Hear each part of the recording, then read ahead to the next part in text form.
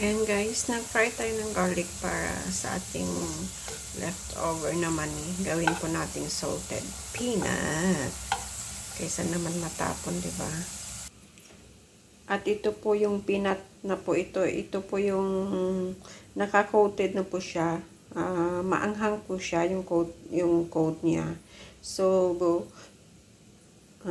tinanggal ko yung kanyang coat. Kasi pang Indian style po ba siya. Ganyan. Tapos sinugasan ko and pinadry ko muna sa kawali. Tapos imimix natin mamaya sa ating garlic. Ready na po ang ating garlic guys. At konting-konti lang talaga yung mantika na tinira ko dyan. And imix natin ang ating mani. Diba, ang ganda ng kulay ng mani guys, tapos itatapon mo lang, sayang. And syempre, mani lovers po tayo, kaya matalino tayo. Ha? Ako lang may sabi nun ha. And, budburan natin ng asin mamaya.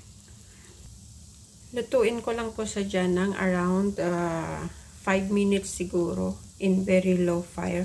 Luto naman po ang ating mani. Ito, budburan na natin ng asin. Kung gaano kaalat gusto nyo, bahala kayo. Ayan, okay na po yan sa akin. Tapos, mix-mix na natin from time to time. Hanggang sa maging ready na po ito.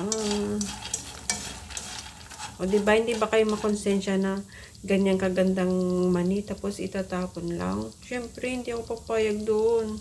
Kahit na magstay ako ng 1 oras para magtanggal ng coat niya, ayos lang. Oh. At least masaya ang puso ko. Ganon. Ayan. After 4 minutes, tapos na po yan.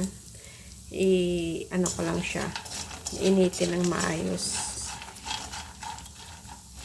Low fire lang po. And salamat sa inyong panonood. Sa walang sawang suporta. Alam ko andyan kayo palagi. Thank you so much for watching. At huwag kayo magtapon ng kung ano-ano.